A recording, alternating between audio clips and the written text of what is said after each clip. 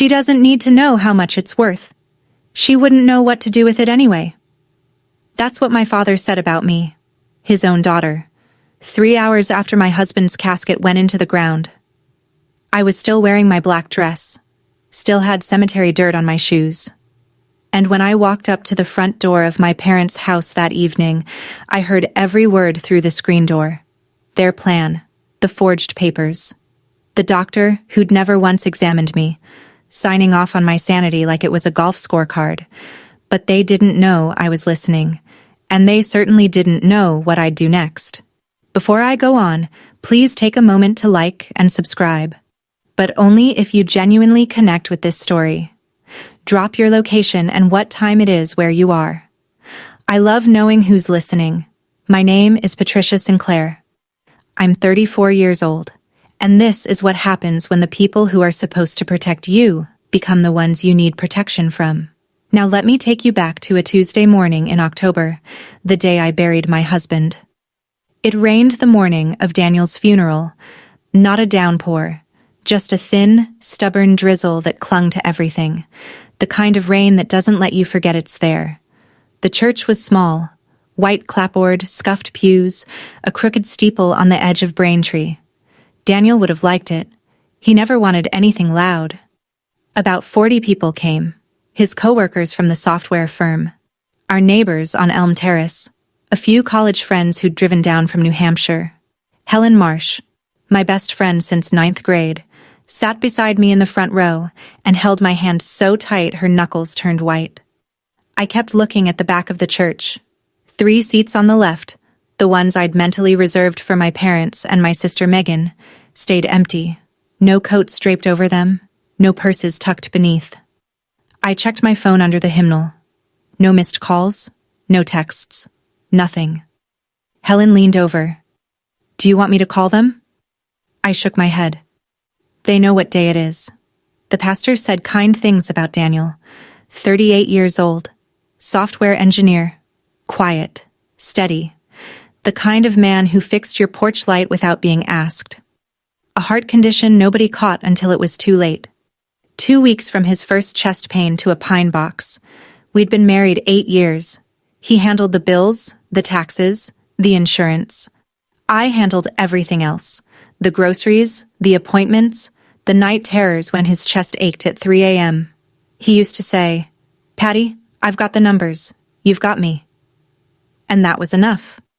That was the whole deal. After the burial, I stood by the grave in the rain. 40 people had come to say goodbye to my husband. None of them shared my last name before I got married. I didn't know yet why my family wasn't there. I told myself they were busy. I even felt guilty for not reminding them.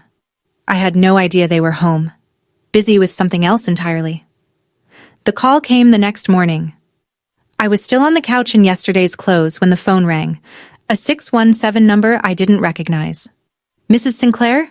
This is Daniel Kessler. I was your husband's estate attorney." Estate attorney. I didn't even know Daniel had one. "I'd like to meet with you today if possible. There are documents that require your attention." I drove to a brownstone office near Copley Square. Brass nameplate. Tall windows. The kind of place Daniel would have walked past without blinking because he never cared about appearances.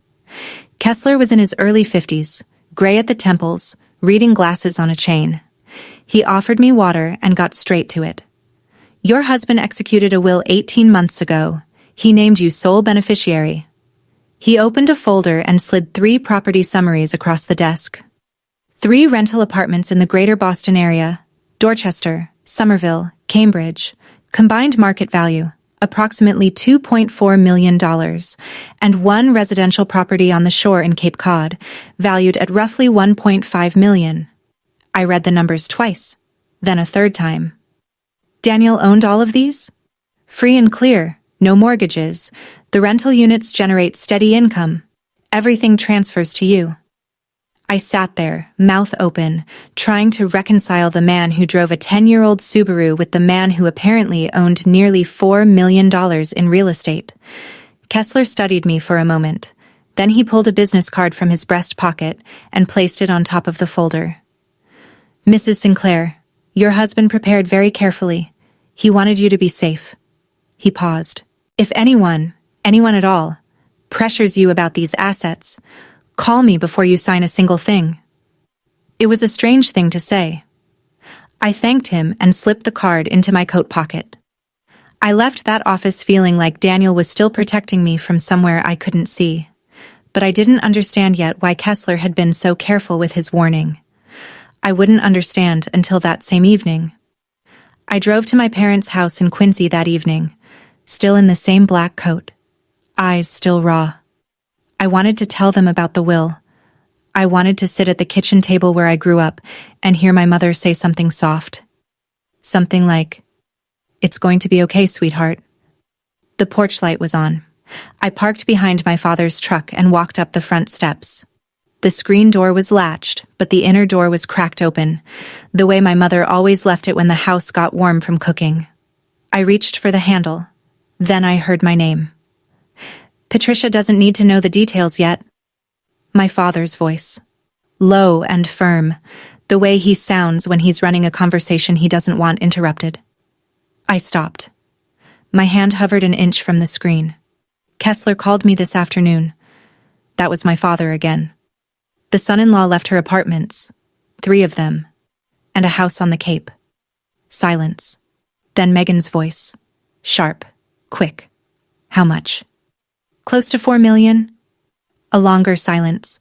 I could hear the mantel clock ticking through the door. Then Megan. "She can't keep that money. She doesn't even know how to pay an electric bill." My father grunted. The kind of grunt that means agreement. I stood there on the porch, one hand still raised.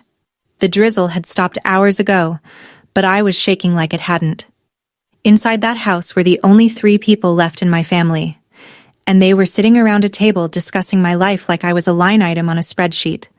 But the next sentence, the one from my mother, that was the one that changed everything.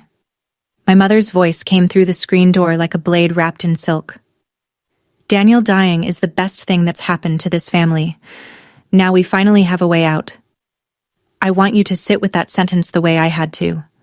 My husband, the man who brought my mother flowers on her birthday, who fixed my father's guttering every spring without being asked, had been dead for 16 days, and my mother called it the best thing. My knees almost buckled, but I stayed upright. I stayed quiet. My father picked up right where she left off. I talked to Feldman today. He'll sign a certificate. Grief disorder, psychological trauma, inability to manage financial decisions. We file for guardianship. Megan goes on as the appointed guardian. I already called a real estate agent in Barnstable about the Cape House. That was Megan. Casual, like she was ordering takeout. My mother again. Make sure you hide the paperwork. Patricia sees any of it and the whole thing falls apart. I stood on that porch for another minute. Maybe 2. My ears were ringing. My chest felt like someone had poured concrete into it.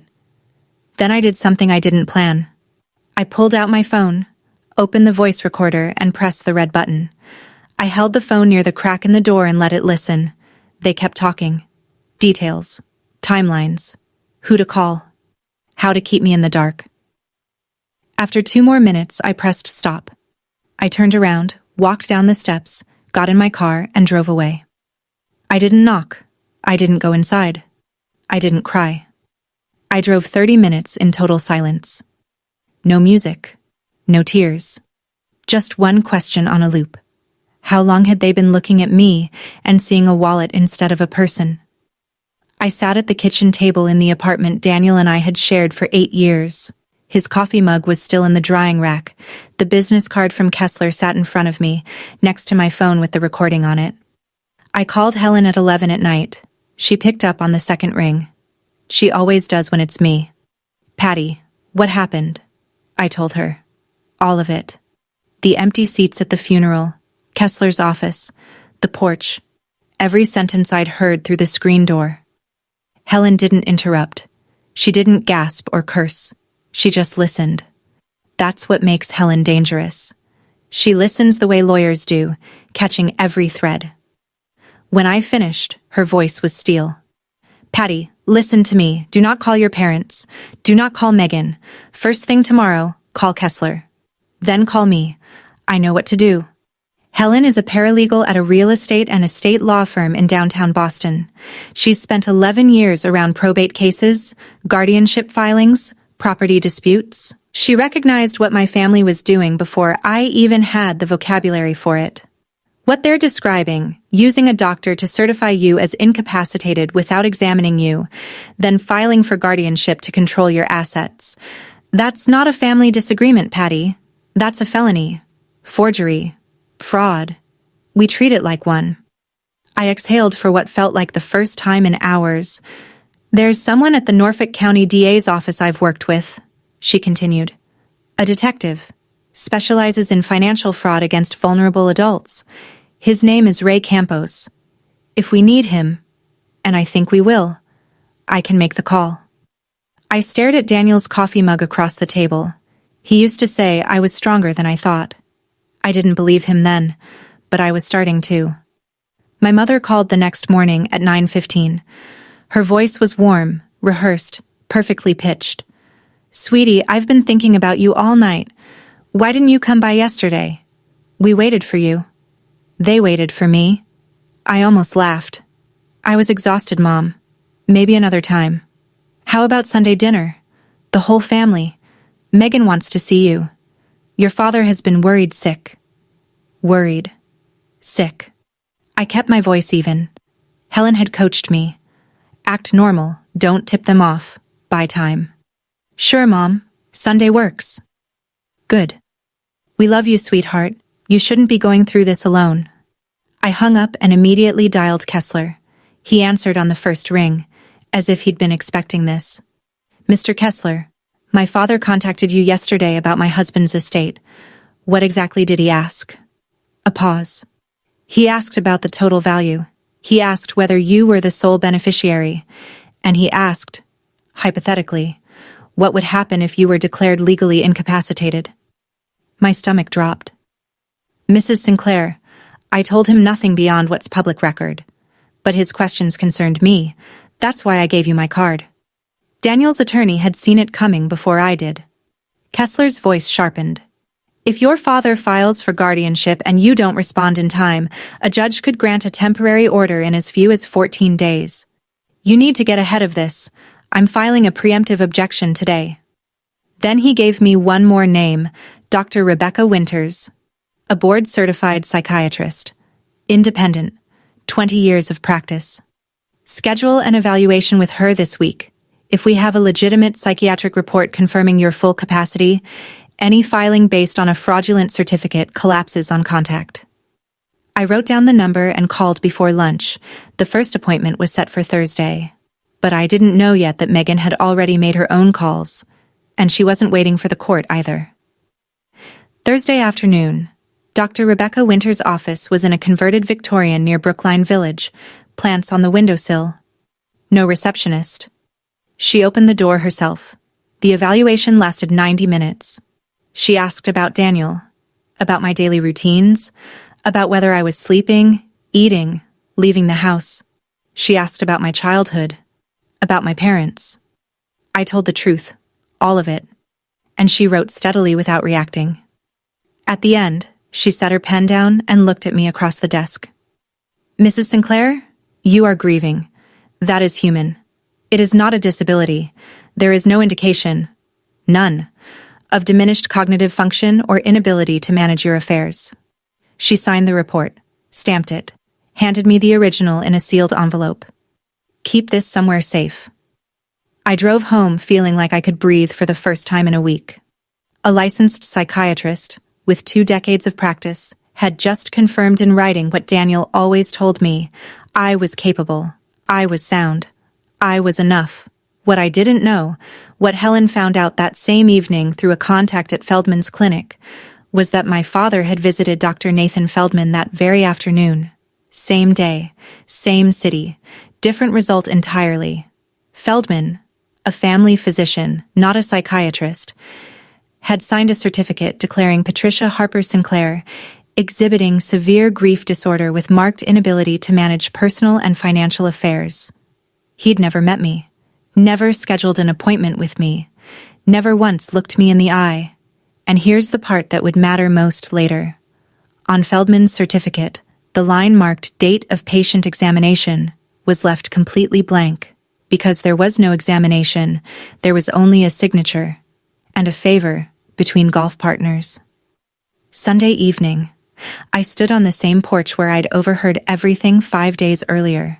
This time, I knocked. My father opened the door with a smile I'd never seen before. Too wide, too warm. He pulled out my chair at the dinner table. He poured my water. Gerald Harper had never poured anyone's water in 62 years. My mother had cooked chicken piccata, my favorite from when I was 12. The house smelled like lemon and butter. Megan hugged me in the hallway. Her perfume was expensive. Her credit card debt was more expensive.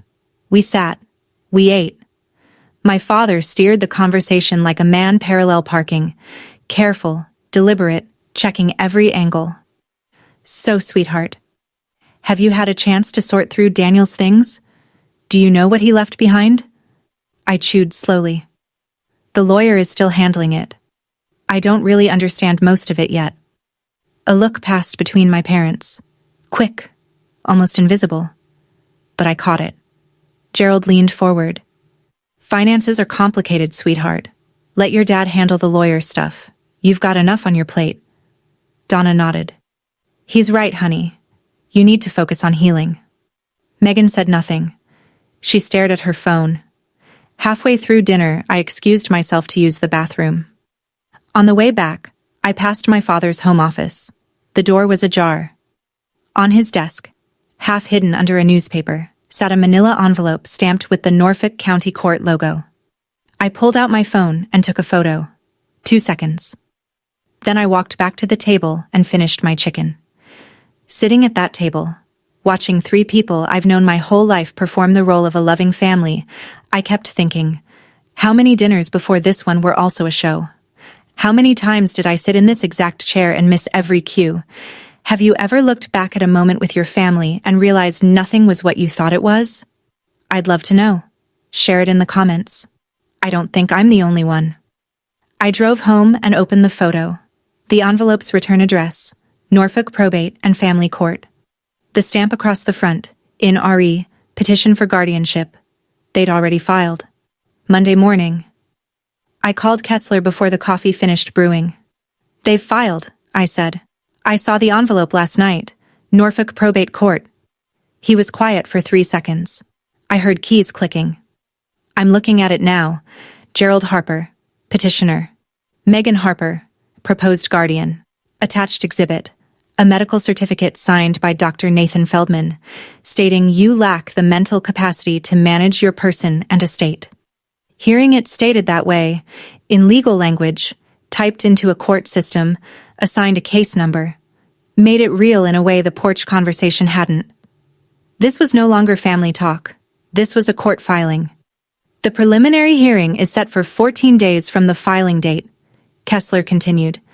That gives us until October 29th.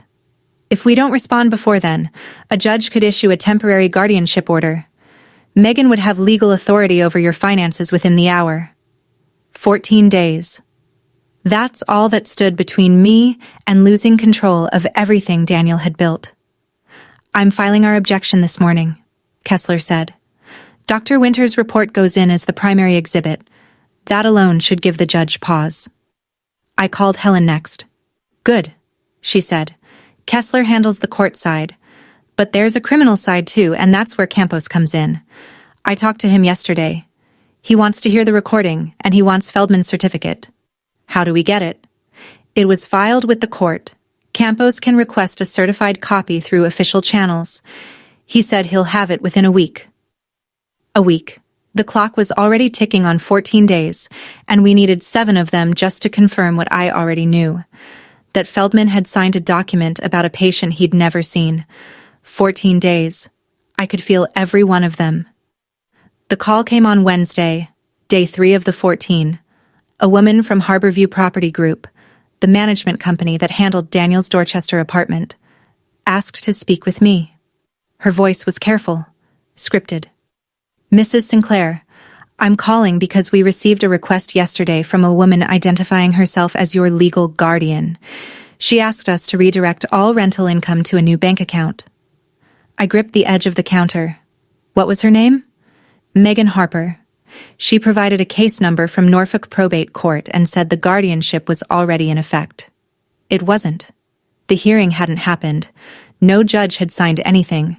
And yet my sister had already called a property manager, claimed legal authority she didn't have, and tried to funnel my income into her own account. I thanked the woman and asked her to do nothing until she heard from my attorney. She agreed. I called Kessler. He drafted a cease and desist letter to Harborview within the hour and flagged the incident for Campos. This is important, Kessler said. She misrepresented herself as a court-appointed guardian to a financial entity. That's not just premature, it's identity fraud. Helen texted me that evening. Megan just handed us another charge on a silver platter. That night my mother called again. Warm, sweet, perfectly timed. Honey, I heard you've been difficult about the apartment situation. Why are you making this so hard? We're trying to help. Difficult. I'd been called a lot of things in the last 2 weeks. Incapable. Unstable. Now difficult. I kept my voice flat. I'm not being difficult, Mom. I just want to understand things before I make decisions. Well, she said, and I could hear the mask slip just a fraction. Don't take too long. She hung up first. Gerald showed up at my apartment the following afternoon. No call ahead. Just a knock. And there he was, holding 2 coffees and a paper bag from the bakery on Hancock Street. Thought I'd check on my girl, he said, stepping inside before I could decide whether to let him. He sat at the kitchen table, Daniel's table, and made small talk for exactly 10 minutes. The weather, the neighbor's dog, a Red Sox trade he didn't actually care about. Then he reached into his jacket and pulled out a thin stack of papers. Listen, sweetheart, I had a lawyer draw these up. It's just a temporary power of attorney. Lets me handle the real estate paperwork for you. Property taxes are coming due. Insurance renewals. Things you shouldn't have to worry about right now. He slid the papers across the table. A blue pen on top. I looked down at the document. The header read, Durable General Power of Attorney. Not limited. Not temporary. General. It would give Gerald complete authority over every financial decision in my life. Dad, I need to read this first. Give me a few days? His jaw tightened. Patty, time matters here. There are bills. Deadlines. Daniel always told me to read before I sign. I think I should honor that. He couldn't argue with a dead man's advice. Not out loud, at least. He left the papers on the table and walked out without finishing his coffee. I photographed every page and sent them to Kessler. His reply came within an hour.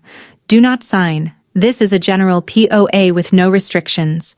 If you execute this, your father can sell every property by tomorrow morning. Also, the attorney who drafted this, Robert Voss, is a former business partner of your father's. This was coordinated. The pen was still sitting on top of the papers. Blue ink. Uncapped. Ready for me to make the biggest mistake of my life. I capped it and put it in a drawer. Helen came over Friday night with her laptop and a yellow legal pad covered in notes. Sit down, she said. I pulled everything I could from public records, and it's worse than we thought. She turned the screen toward me. Gerald Harper. Second mortgage on the Quincy house. Outstanding balance. $320,000. Federal tax lien filed 8 months ago. $95,000. 2 delinquent credit lines. A pending collections notice from a contractor he'd stiffed on a roof repair. Your father is 5 months behind on the mortgage, Helen said. The bank sent a notice of default in August. She flipped the page. Megan Harper. 4 credit cards. 3 frozen, 1 in collections. Total revolving debt. $180,000. 2 civil suits from creditors in the past 3 years. An eviction filing from a landlord in Weymouth that was settled out of court.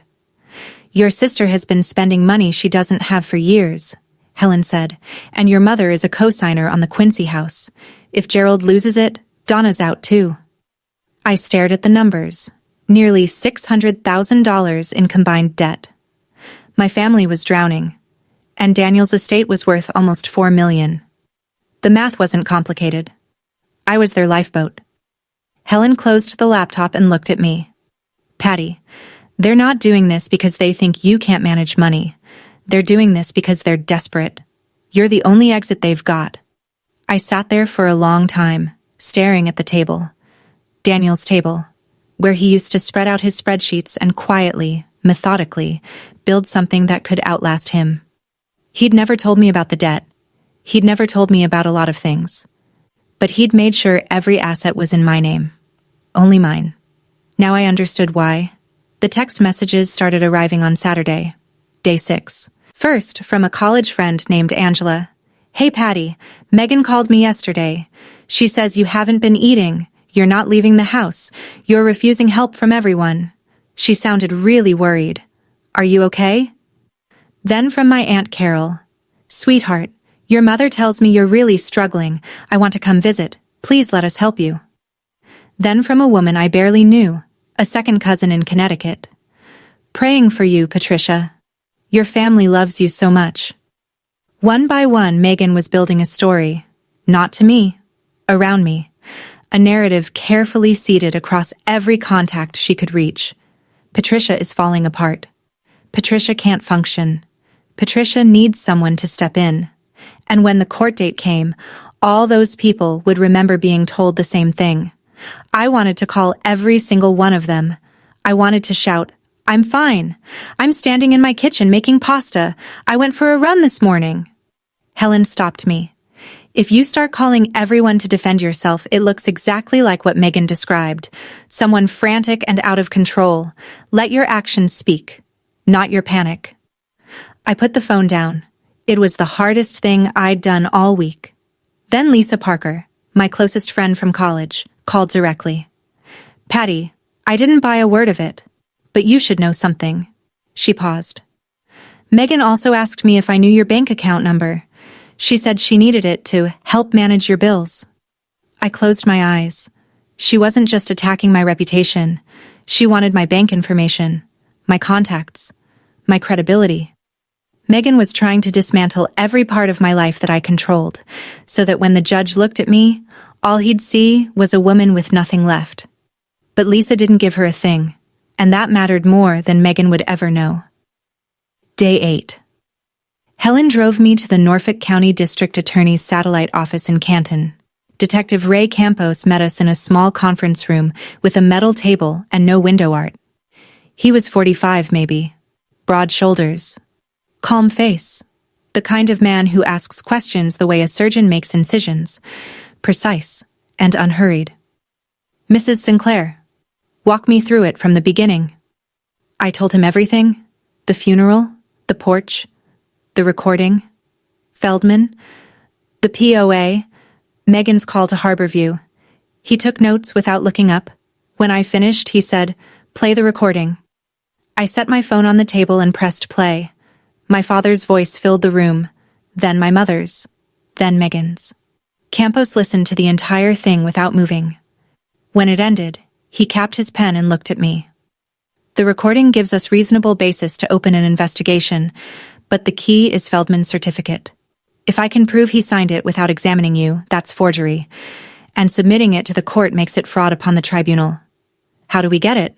I asked. It was filed as an exhibit with the guardianship petition. I've already requested a certified copy through the court clerk. Should have it in 5 to 7 days.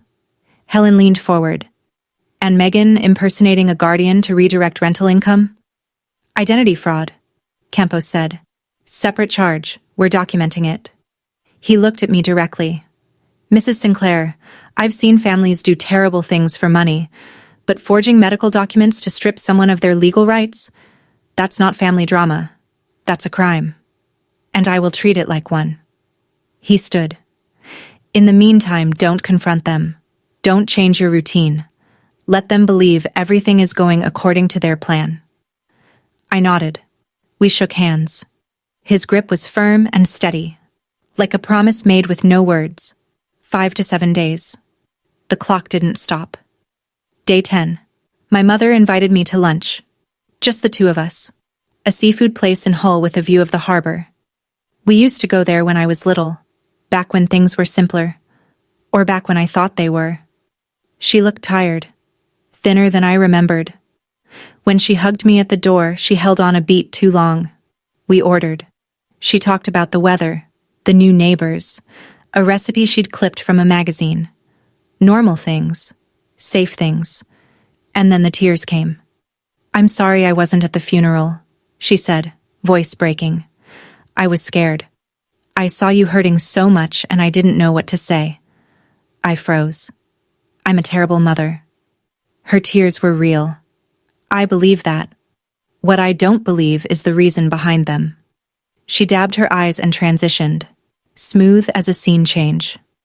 "Sweetheart, $4 million is an enormous responsibility. I don't want anyone taking advantage of you." "Anyone."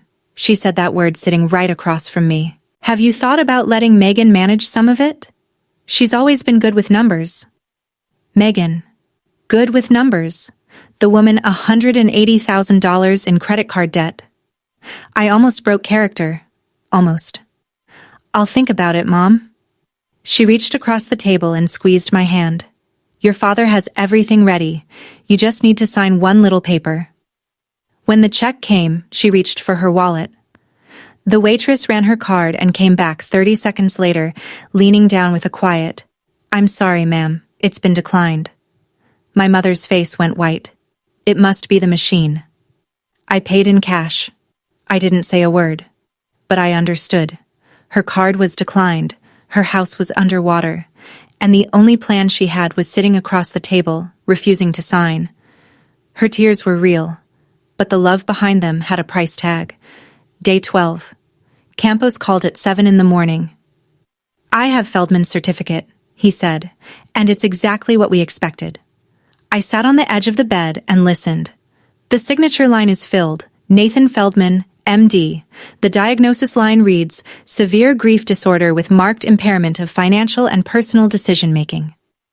But the line for date of patient examination, blank, and the line for method of evaluation, also blank. I exhaled. I pulled Feldman's appointment records for the date he signed the certificate. Your name doesn't appear anywhere. Not as Patricia Sinclair, not as Patricia Harper.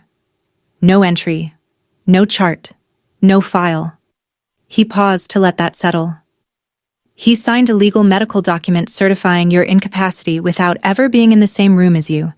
That's forgery.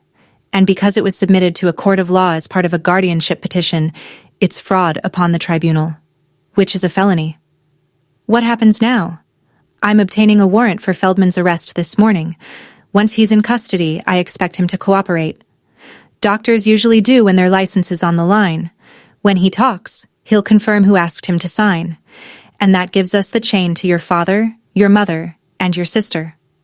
I stood up and walked to the window. Outside, the street was quiet. A school bus passed. "Detective Campos, when you go to my parents' house, I want to be there." A long pause. "Are you sure?" "I need to see their faces, and they need to see mine." He agreed. Sunday morning, 10 a.m., at the Harper residence in Quincy. 2 more days. I already knew what I'd wear. The same black coat I wore to Daniel's funeral. Not for mourning this time. For closing a chapter. Day 13. Gerald called that evening. The mask was off. "Patricia. Not sweetheart, not honey. Patricia. I don't know who's been filling your head, but this little rebellion needs to stop. You need to sign the power of attorney." "No. I already filed with the court. The hearing is Monday. You're going to embarrass this family in front of a judge?" "I know you filed, Dad. My attorney told me." Silence. I could hear him breathing. Then, "You hired a lawyer? You think you know what you're doing? I think this conversation should end here. You've never managed a single thing in your life." His voice cracked. Not with sadness, with fury. "Daniel did everything for you. The bills, the taxes, the accounts, all of it. And now you think you can handle $4 million? You can't even—" "Dad." I kept my voice level. Flat. Like a wall. "If you were trying to help me, you wouldn't need a doctor to say I'm crazy." Dead air. 3 full seconds. That doctor examined you. No, he didn't, and we both know it. He hung up. I sat on the couch and stared at my hands. They were shaking. But not from fear. From the kind of anger that sits at the base of your spine and stays warm for hours. I didn't realize until later that I'd been recording the call. Not intentionally, at first.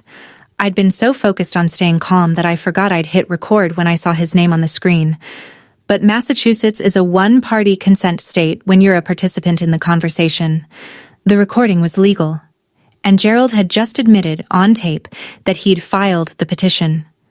That he knew about Feldman. That he expected me to sign. Tomorrow was Sunday.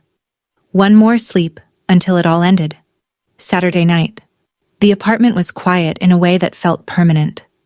I sat on the floor of the bedroom closet, the place that still smelled most like Daniel, and opened the small fireproof box he'd kept on the top shelf. Inside, our marriage certificate, his life insurance policy, the deed summaries Kessler had given me, and at the bottom, a sealed envelope with my name on it in his handwriting. I'd found it the week after he died but hadn't opened it. I wasn't ready. Tonight I was. The letter was 1 page, blue ink. His handwriting was always too small, like he was trying to fit more into less space than anyone gave him. Patty, if you're reading this, I'm sorry I couldn't stay longer, but I need you to know something I should have said out loud more often. You are stronger than you think. You've always been strong. You just never had permission to believe it. Not from your parents. Not from anyone. So here it is, in writing. I believe in you. I always did. Daniel. I folded the letter and pressed it to my chest. And then I cried. Not the polite kind. Not the kind you do at funerals. The ugly, heaving kind that comes from a place so deep you didn't know it existed. Daniel wrote that letter knowing his heart was failing. Knowing I'd need it. Knowing exactly who might come for me when he was gone. I cried for 20 minutes. Then I washed my face. I put the letter in my coat pocket. I called Helen. Tomorrow, I'm ready. Campos will be there at 10. Kessler will be there at 10. I'll be there at 9:30. Helen? Yeah? Thank you, for believing me when no one else did. She was quiet for a moment. That's what the good ones do, Patty. We show up. I set my alarm for 6. I'd be at my parents' house before any of them, because I wanted to be the one who knocked. Sunday morning, October 28th. Clear sky. No rain. Not this time. I pulled into my parents' driveway at 8 a.m. Same cracked asphalt. Same basketball hoop from 1996 rusted at the rim. I sat in the car for 2 full minutes, both hands on the wheel, breathing. Then I got out. Black coat. Hair pulled back. No makeup. Daniel's letter in my left pocket. Phone in my right. I knocked. My father opened the door in a flannel shirt and slippers. His eyebrows went up. Patricia, it's 8 in the morning. What are you? I need to talk to everyone, all 3 of you, before things go any further. He studied my face. Whatever he saw there, he stepped aside. The house smelled like old coffee and stale toast. My mother was at the kitchen counter in her bathrobe, pouring cream into a mug. Megan was curled on the sofa with a blanket, scrolling her phone. They both looked up when I walked in. Donna smiled, automatic, mechanical. Sweetheart, what a surprise. Megan didn't smile. She watched me the way a cat watches a door. I sat in the armchair across from the sofa, the same chair I'd sat in as a kid watching Saturday cartoons. Now I was watching 3 people who'd conspired to erase my legal existence. I want to hear it from you, I said. All of it. What the plan is. What you think is best for me. Gerald sat down across from me, squared his shoulders. This was his territory. Fine, he said. We've been trying to tell you. This is about protecting your future. The estate. The properties. Your mother and I just want what's best. Donna nodded. Megan said nothing. I let him talk. About responsibility. About family. About how financial decisions were too much for someone in your condition. When he finished, I asked one question. When was the last time you saw Dr. Feldman, Dad? His face froze. Mid-breath, mid-sentence, mid-lie. And that's when the doorbell rang. Gerald looked at me. I didn't look away. The bell rang again. He walked to the door and opened it. Detective Ray Campos stood on the porch in a dark blazer, badge visible on his belt. Behind him, Daniel Kessler in a charcoal suit and Helen Marsh with a manila folder under her arm. "Mr. Gerald Harper?" Campos said. "I'm Detective Ray Campos, Norfolk County Police. May I come in?" Gerald's mouth opened. Nothing came out. He stepped back. They filed into the living room. Donna stood up from her stool so fast she knocked her coffee mug off the counter. It shattered on the tile, and nobody picked it up. Megan pulled the blanket off her lap and sat upright. Her phone dropped between the cushions. Campos took the center of the room the way a man takes a stage. "I'm here regarding a petition for guardianship filed with Norfolk Probate Court by you, Mr. Harper, on behalf of your daughter Patricia Sinclair. That's a private family. When the medical certificate attached to that petition is fraudulent, Mr. Harper, it becomes a criminal matter." The room went silent. Not quiet. Silent. The kind of silence that has weight. Campos pulled a clear document sleeve from his jacket. Inside was a photocopy of Feldman's certificate. "This certificate, signed by Dr. Nathan Feldman, declares your daughter mentally incapacitated. But Dr. Feldman never examined your daughter. The date of patient examination field is blank. His appointment log shows no record of her. He has no chart, no file, no notes." Donna sank back onto the stool. Megan's jaw went slack. "Dr. Feldman was taken into custody at 7 a.m. this morning," Campos said. "He has been cooperative." He let the word cooperative hang in the air. Gerald's face drained of color. Not slowly. All at once. Like someone pulled a plug. He knew what cooperative meant. It meant Feldman talked. Gerald tried.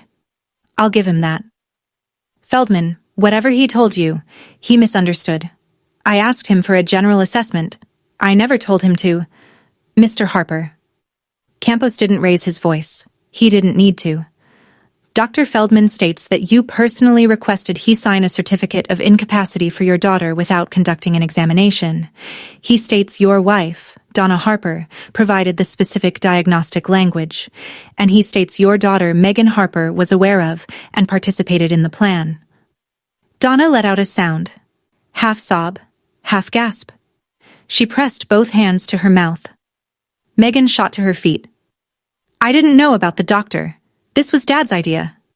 I had nothing to do with..." Gerald spun toward her. "You called the real estate agent before we even had the papers. You called the property manager pretending to be her guardian. Because you told me to." They turned on each other in under 10 seconds. Right there. In front of a detective, an attorney, and me. I stood up. The room went still. Everyone looked at me. My father mid-accusation, my mother mid-sob, my sister mid-excuse. Campos, Kessler, Helen. I spoke quietly, the way you speak when you want every word to land. "I heard everything. The night of Daniel's funeral. I stood outside that door. I pointed to the front entrance, 5 feet away. And listened. I heard Dad say Feldman would sign the papers. I heard Megan say she'd already called an agent for the Cape House, and I heard Mom say..." I looked directly at my mother. "Daniel dying is the best thing that's happened to this family." Donna's face crumpled. "Patricia, I didn't mean..." "You said it, Mom, word for word. And I recorded it."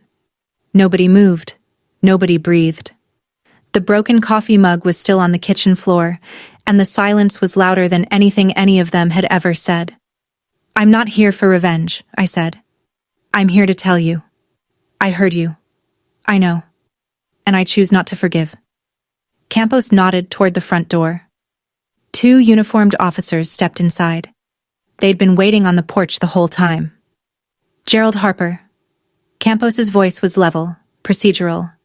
"You are under arrest for fraud upon the court, forgery of medical documents, and conspiracy to misappropriate assets through fraudulent guardianship. You have the right to remain silent. Anything you say can and will be used against you in a court of law." My father stood still while the officer placed the cuffs on him. He looked at me once. Not with anger. with something closer to disbelief. Like he'd walked into a room he thought he owned and found every lock changed. "Patricia," he said, "you can't do this to your father." I didn't answer. Donna was next. She didn't resist. Her wrists were so thin the cuffs had to be adjusted. Tears ran down her face in 2 clean lines. "Baby girl, I'm sorry. I was desperate. You have to understand." I looked at her. My eyes were red but dry. "Desperation doesn't give you the right to declare me insane, Mom." She had no answer for that. The officer led her toward the door. Campos turned to Megan. "Megan Harper, you are also under arrest for identity fraud, misrepresenting yourself as a court-appointed guardian to a financial entity, and attempted theft by deception." Megan's legs buckled. She grabbed the arm of the sofa. Patty, please, I just..." "Don't." One word. I didn't need to. They led all 3 of them out the front door and into separate vehicles. Across the street, Mrs. Kowalski stood on her lawn in her housecoat, watering can frozen mid-tilt. The Nguyen kids next door watched from behind their screen door. A mail carrier slowed his truck, stared, and drove on. The living room was empty now.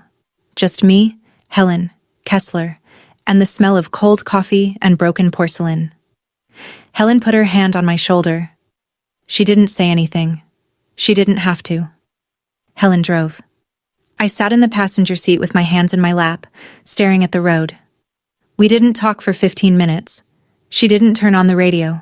She just drove, and I just sat, and the world outside the windshield moved forward in a way that felt completely disconnected from whatever had just happened inside that house. Finally, I said it. "I just sent my parents to jail." Helen didn't hesitate. "No, they sent themselves." I leaned my head against the window. The glass was cold. "You know the thing I keep thinking about? When I was 6, my dad taught me to ride a bike, in that same driveway." He held the back of the seat and ran beside me until I could balance on my own. He was laughing. I remember his laugh. Helen glanced at me. "Same hands," I said. "Same hands that held the seat. Those are the hands that signed a petition to take away my rights." She didn't try to comfort me with words. She reached over and squeezed my arm once, then put both hands back on the wheel. We pulled up to my apartment. She turned off the engine. "Patty, you don't need to be strong tonight. You just did one of the hardest things a person can do. If you need to fall apart, this is the night for it." I unbuckled my seatbelt and looked at her.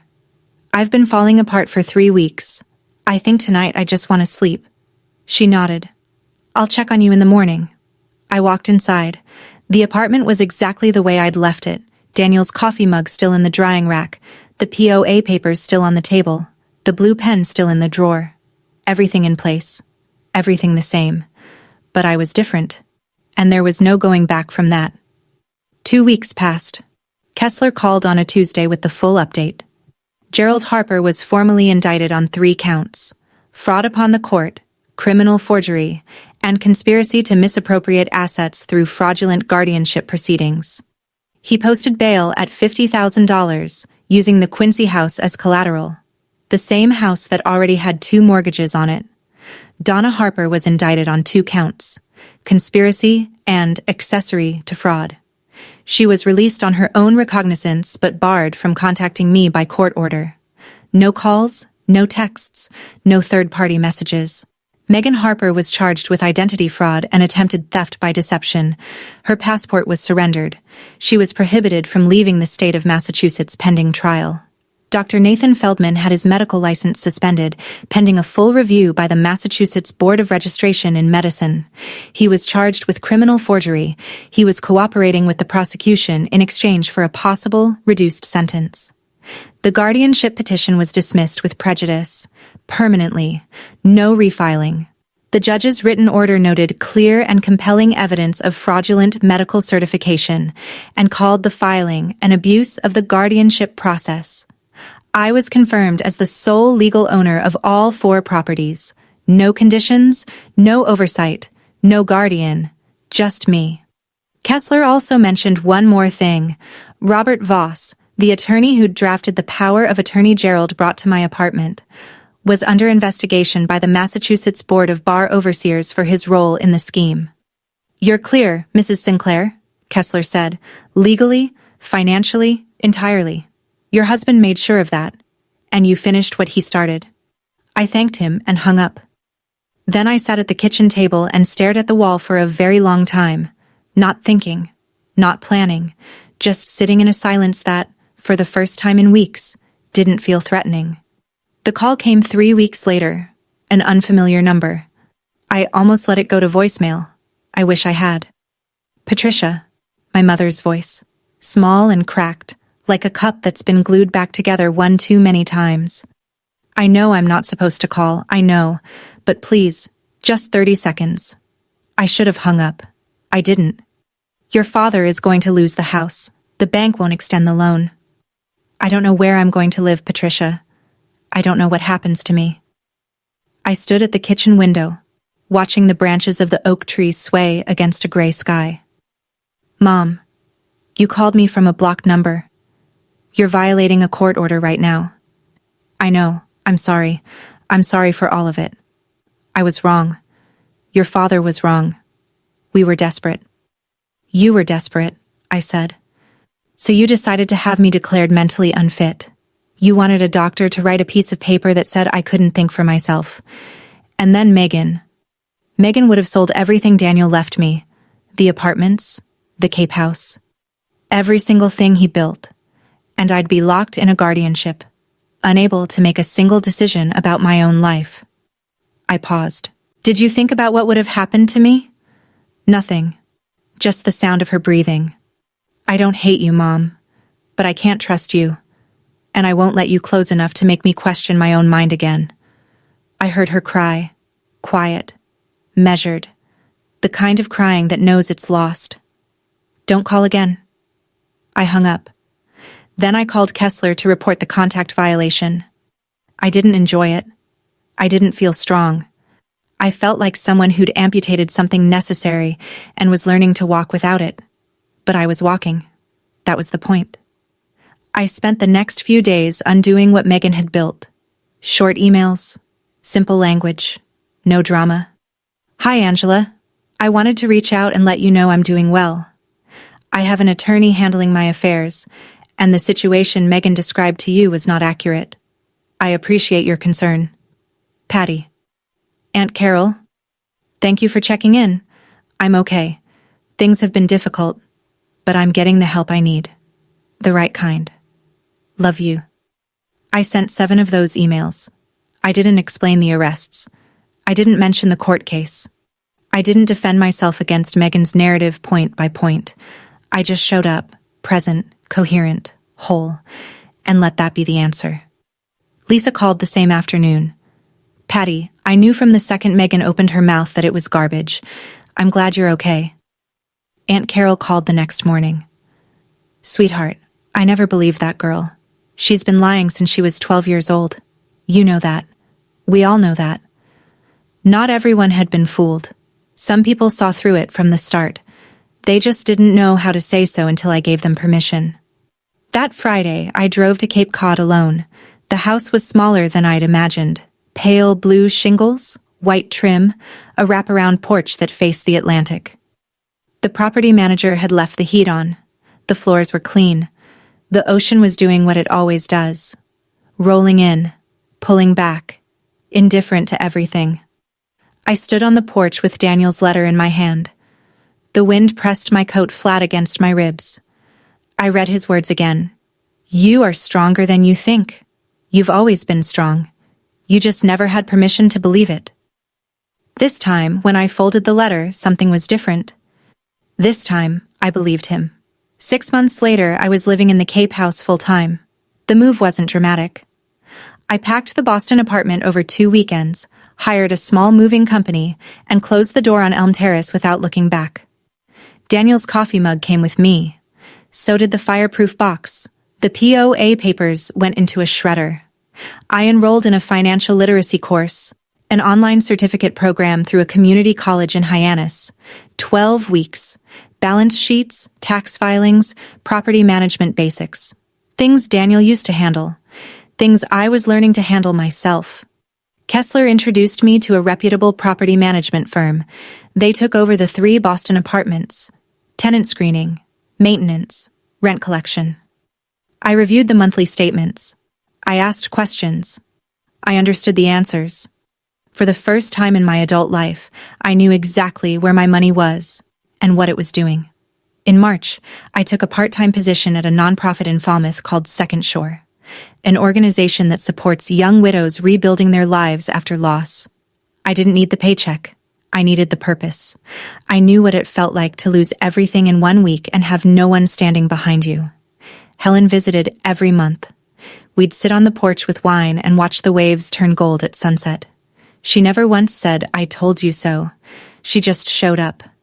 That's what the good ones do. The sentencing came down in April. Gerald received 18 months in federal custody. Donna got 12 months of probation and 200 hours of community service. Megan was sentenced to 6 months in county jail, followed by 3 years of supervised probation. I didn't attend the sentencing hearing. I didn't need to hear anything else from that courtroom. The ocean was louder, and it had better things to say. I don't talk to my father. I don't talk to my mother. I don't talk to Megan. That's not anger. It's architecture. I built a wall where there used to be a door, and I'm not looking for the blueprints to undo it. Gerald sent a letter from the federal facility in Devons. I recognized his handwriting on the envelope, the same tight, slanted script he used to sign my birthday cards. I held it for about 10 seconds. Then I wrote, "Return to sender," on the front and dropped it in the mailbox. Megan tried going through Lisa, a voicemail. "Tell Patty I'm sorry. Tell her I'll do anything." Lisa forwarded it. I listened to it once, then deleted it. I don't delete it out of cruelty. I delete it because keeping it would mean leaving a thread, and threads get pulled. People ask me if I've forgiven them. Friends, co-workers at Second Shore, even my therapist, gently, during our 3rd session. Here's what I've learned. Forgiveness is putting down the weight. It's choosing not to carry their choices on your back every morning. I'm working on that part. Some days are easier than others, but boundaries are different. Boundaries aren't about feelings. They're about safety. Forgiveness is internal. It's between me and the weight. Boundaries are external. They're between me and the people who put the weight there. I will not unlock the door. Not for apologies, not for tears, not for blood. Daniel wrote something in that letter that I come back to on the hard days. You've always been strong. You just never had permission to believe it. He was right. But I'd add one thing. I don't need permission anymore. Not from him, not from them, not from anyone. This morning I woke up at 6, made coffee, walked out to the porch. The ocean was doing its thing. The same thing it did yesterday and the day before and the day 100 years ago. Rolling in, pulling back, not asking anyone's permission. There's no one at my door asking me to sign anything. No one on the phone telling me I'm not capable. No one in the next room whispering about how to take what's mine while I'm still standing in the cemetery. Daniel left me 4 walls and a roof, 3 apartments and a house by the sea. But the thing he actually left me, the thing no forged certificate or fraudulent petition could ever touch, was the belief that I deserve to be safe, that I am enough, that the quiet voice in my head that says, "You can do this," isn't lying. If you're listening to this and you're in a situation like mine, if someone in your life is telling you that you're not smart enough, not strong enough, not stable enough to make your own decisions, I need you to hear me. That is the language of someone who wants to control you. It is not the truth. The strongest revenge isn't sending anyone to prison. It's building a life where the people who tried to destroy you have no power left. Not over your money, not over your mind, not over your morning coffee on a porch that belongs to you and no one else. I don't tell this story to teach a lesson. I tell it because when I was standing on that porch in Quincy, listening to my family plan my destruction, I wished someone had told me a story like this first. So I'd know I wasn't crazy. And I'd know I had the right to fight back. That's my story. If it reached you, hit subscribe. Not for me, but so you don't miss the next one. These stories matter, and the people in this community understand why. If you know someone who needs to hear this, a friend, a sister, anyone being told they're not enough, send them this video. And if you want another story about someone who refused to break when everyone expected them to fold, check the link in the description. I'll see you there.